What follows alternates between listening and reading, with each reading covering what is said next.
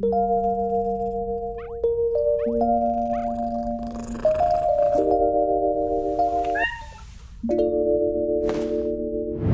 everyone, I hope you've been doing well.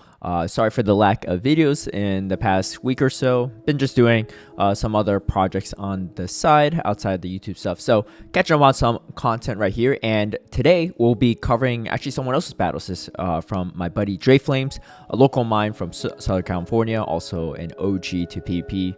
Played back in the Sylph and Grassroots days, and obviously plays in the current competitive series. So he sent me a couple sets of footage running Shadow Typhlosion. This was earlier in the season, but I figured I'd cover it during the week Great League rather than when it's not in rotation. So he's definitely has his elo by now, but early on you'll see he's like rank 9 to start out these battles. I haven't seen any of these battles yet, so I'm curious to see how it goes, but he's running a Shadow Typhlosion with Diggersby and Clodsire. Seems very interesting, so let's dive into it and see how it goes. Before we get into the battles, I want to give a big shout out and thank you to all my patrons who've been supporting my content creation. If you'd like private one-on-one coaching, scrims against me, some of my league guides and strategies ahead of time, or even tune into my live stream battles, feel free to sign up through the Patreon link down below. Getting into this, it's going to be the Shadow Typhlosion with the Clodsire and Diggersby. I don't know the moveset on these yet, but my guess is it's probably Stone Edge and Earthquake, and of course Fire Punch and Scorching Sand for the Diggersby. And looks like the opponent is going to be countered here by the Diggersby. Diggersby is just such a strong counter into Clodsire because not only do you resist the Poison Sting damage, you're only taking neutral from the Earthquake, and you get to Scorching Sand really quickly. Goes for the Fire Punch actually, and a very calculated play because able to actually get that full farm down. I probably would have gone for, honestly, I probably would have gone for something else there, but gone for the Scorching Sand, I should say, in particular.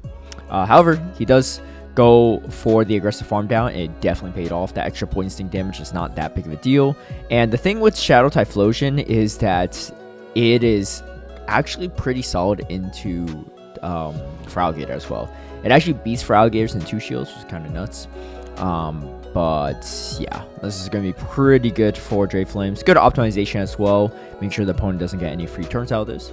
And even swaps the catch. I like this. He doesn't even need the Clodsire here. I think he ran, I don't remember the lead, but I think he ran into a Feraligatr lead and he safe swapped the Diggersby. So opponent probably just didn't bring in the right counter swap there. But either way, we'll take that for the first one. Okay, so this is definitely the correct one. And I'm very curious to see how he plays around Shadow Feraligatr because it technically has the ability to beat everything on the team. But like I said, it doesn't actually beat Typhlosion.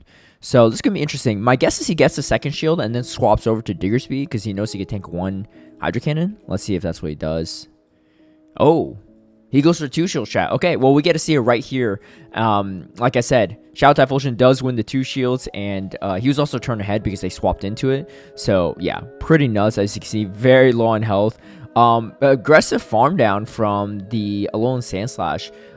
Could have been really risky if the Incinerate connects, but recognizing that the Typhlosion is within 2 Shadow Claws worth of getting KO'd, it actually worked out. Oh, wow, and they catch on the Gastrodon. Interesting. This is actually going to be a pretty tough match. Actually, no, this should be okay. Clodsire can one-shot with Earthquake. That debuff is huge.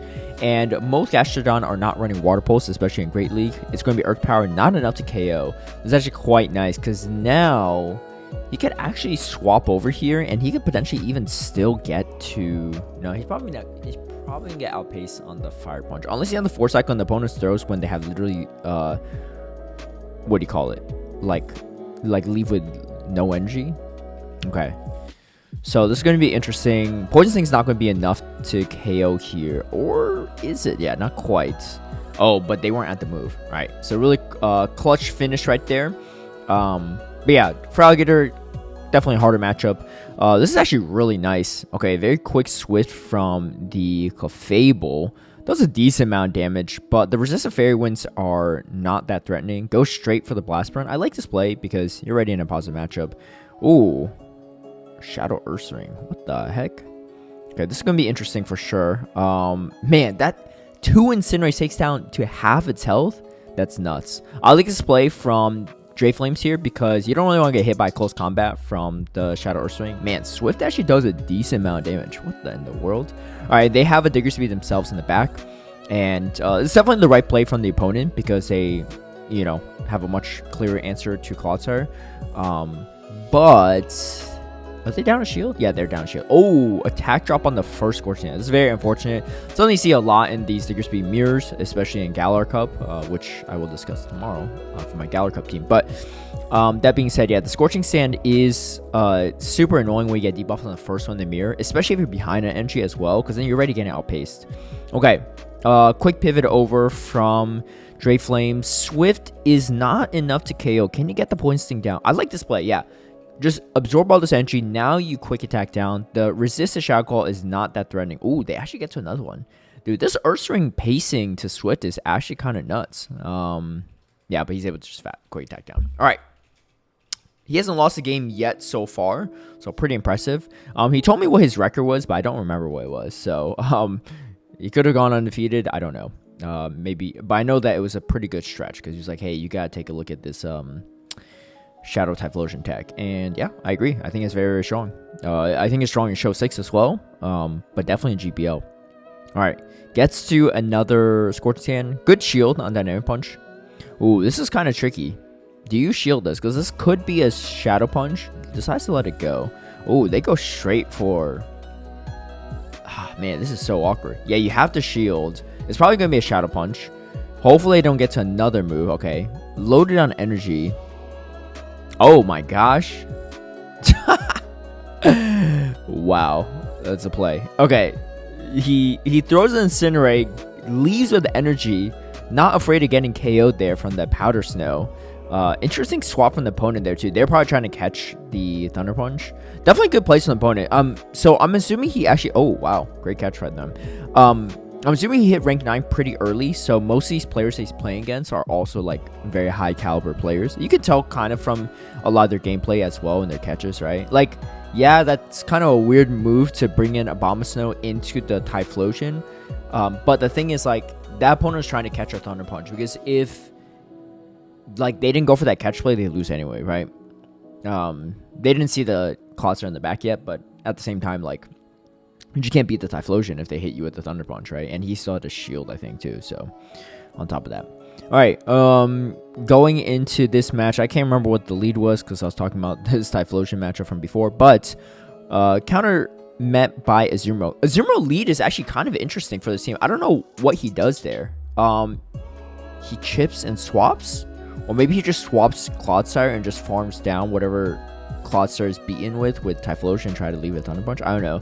Azumarill is definitely a core breaker for sure. Azumarill, Gastrodon, like a little of the mud slappers in general are pretty annoying. But he's found a way around it, like a little bit ABA weak to stuff. But I think most teams are ABA weak to something these days. Alright. And able to take out this thing. I don't even remember what the lead was here, but he played well, all things considered, and is able to take out the Azumarill. Alright, let's go into this next game. It's going to be Jumpla, fantastic lead. Clodsire's very good in the backline too.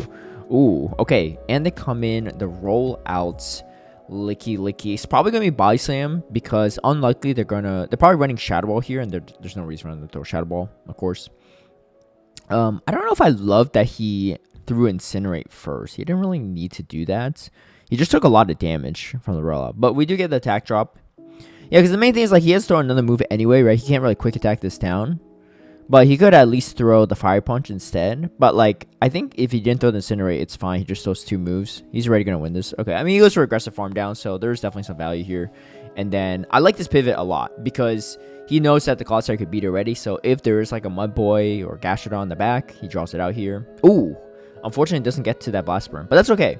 Oh, could have gone for the optimization there, too, on the quick attack. Maybe thought it was going to be charge attack priority. I don't know. It makes sense if he thought they were going to throw on charge attack priority, right? Okay. They still have a shield. I think this, if they don't, then he just wins this, right? Let's see what happens. Oh, they still have a shield. Okay. Can he get to a move? Oh, gets a Fire Punch. This catch is not as good as the opponent thinks it is, because now it gives him a reason to, like, something to hit with. And now he's going to come away with so much energy. Because all he needs to do is save his shield for the Gastrodon, and he's fine, right? Like, just farm up, like, to 100 energy. throw the Stone Edge. You can even undercharge it. I probably wouldn't undercharge it because the switch timer is probably coming up soon, especially the new switch timer being 50 seconds. Goes for the Stone Edge. Big bait call time, but I think it is what it is. He goes for the Stone Edge. Interesting. I think he had time to go for the Earthquake. No? Well, it's enough. Okay. Well, I guess that's a safe play. I actually wasn't sure if that was going to be enough. I thought that they were going to just barely survive there, but he made the right play. Okay. This is kind of a weird one. I'd probably throw a move and dip here because you have the Diggersby for this Sableye, right? Actually, the better play is he could probably throw a double Thunder Punch. Oh, okay, never mind. They let it go. All right. Yeah, this is definitely the right play. You don't really want the Clodsire on this. And he can only throw one move anyway, so why not go for the hard-hitting move? Like, there's no reason to bait in that situation. So this is okay, because we've seen ground on Diggersby. It's not that bad if they don't have any water coverage. Diggersby just takes neutral from these ground moves. So this is actually not too bad at all. Goes to the optimization. I would probably like to see him throw Score Sand earlier in case he could get a debuff. I think he got a debuff there. I'm not sure. Either way, I mean, it doesn't hurt, right, to throw a little bit earlier on potential debuff moves. Okay. Putting everything on the Clodsire, like display. I would probably just recommend swapping over after this. Ooh, running into some lag. Yeah, he does go for the swap. Simul swap, actually. So this is actually nice because he's not behind an energy. He throws right away. So maybe confident he has charge priority or he just wants to find out. That being said, he's going to shield, and they don't bait either. Okay, we're going to have to see who wins charge priority. The opponent doesn't want to throw on charge priority. So usually that tells that's either one of two things. Either they're very confident they're going to lose it and they're going to overfarm, which makes sense. Or they're confident they're going to win it and they're going to wait till his last one. Oh, okay. So he goes for a swap. They go for a swap too. Oh, they still win it. Okay. I guess they're going for the catch. I don't know. That was an interesting backline situation. Yeah, so there's a lot of mind games here, right? Because he's making Dre think that there's a potential that he either doesn't win it or he wins it, and they're just waiting for the last second, right? Dreflames is willing to figure out right away, but the opponent's trying to keep that mystery. Ooh, another great catch, actually. On Nidoqueen, too. All right, going straight for the Diggersby. I like this play, again, because the Earth Power is neutral, whereas if you come in Clodsire, it's super effective, so... I probably wish that he would maybe not throw this right away. Yeah, he's going for undercharge as well, just so he can farm a little extra. This works out too. It's actually a really good undercharge by him. The easier play is probably to not undercharge and just farm extra, knowing that you're going to lose charge like priority. But that's also a solid play if you undercharge well. Ooh. Wait, what? The opponent locked themselves in. This is terrible for them because now... Oh, I mean, he does come in this. This is fine too. But I think... I mean, does Clodsire really lose to Malamar that hard? I don't know. This play works out too because you can tank the damage much better. And he's not shield. Yeah, I think he's fine. But the thing is, he is in foul play range. Okay, gets off a move here. Now, this is where it's really tricky because they have an energy lead now. Do they have... What? Why didn't they shield? I'm actually confused. Does Typhlosion have energy? I don't remember. I don't think so, right? Why didn't they just farm that down, shield it, and then just go double foul play against the Typhlosion? Or like if he comes to Diggersby, farm up extra, and then just have close to double regardless because he has a shield. I don't know. That was interesting. I might have missed it. Maybe he did leave a move on Typhlosion. I just wasn't paying attention. But either way, we'll take it. Okay. Oh, catch on Feraligatr. See, people are making some really solid catches against Dreflames, which is why I think that even though we don't know like his elo and stuff, at the time of him playing these at that point in the season, I'm pretty sure these were all like really solid opponents. You can just tell from their gameplay, right? These aren't like they're throwing on good timing. They're making some really solid catches. The catches they're making aren't completely wild, like random either. They're like going for the catch at good optimization on Dreflames' end because one, they recognize that Dreflames is a good enough player to know how to optimize, and two, because of that, they're playing into that psychology. But anyways, he's going to have the matchup he wants in the back end and able to win that. Ooh, fantastic lead to Wigglytuff. I mean, he has a lot of options as Wigglytuff, right? I mean, it's going to lose to Clodsire as well, but this is really bad for the opponent because not only can they not flip this matchup, they have to come in Wigglytuff into this Clodsire, or they have to show their third. Now, the thing is, it's kind of like a loser situation for them because they come in Wigglytuff, they're going to lose that matchup, right? Or they're going to struggle for sure. They're not going to get that much entry off the Clodsire. And if they show the third, which is going to be the Scattrodon, he's down a shield. And he gives Dreflames exactly what he wants, because now he's locked into this Gastrodon. He's down a shield. There's no way this Gastrodon beats Diggersby, even with Water Pulse at this stage. And it doesn't have Water Pulse. That's Earth Power. Yeah, and the problem is, like, it's a tough situation for the opponent being. But, like, what do? They come with Wigglytuff, and then they're going to be faced off with a full health Typhlosion with the shield advantage. Like, yeah, they're going to get some energy maybe here, but I don't know how much energy you could leave with Wigglytuff. Oh, they're going to go for the aggressive farm down, I guess. Which is the play they need to make, right? But he still has 2 shields. Yeah, and again, like, if you shield the moves from Diggersby, you're just screwed either way, right? So, you're forced to just let it go, and then, Okay, this is interesting, though, because he's locked in now. I mean, I don't think the... Oh, yeah. Yeah, he just farms out. He just throws one more Incinerate, and then he won't charge like priority. Wait, what? Did they have that much energy? I don't know. I wasn't keeping track of the Mana Buzz energy, but Oh, I guess they're too low. It doesn't matter.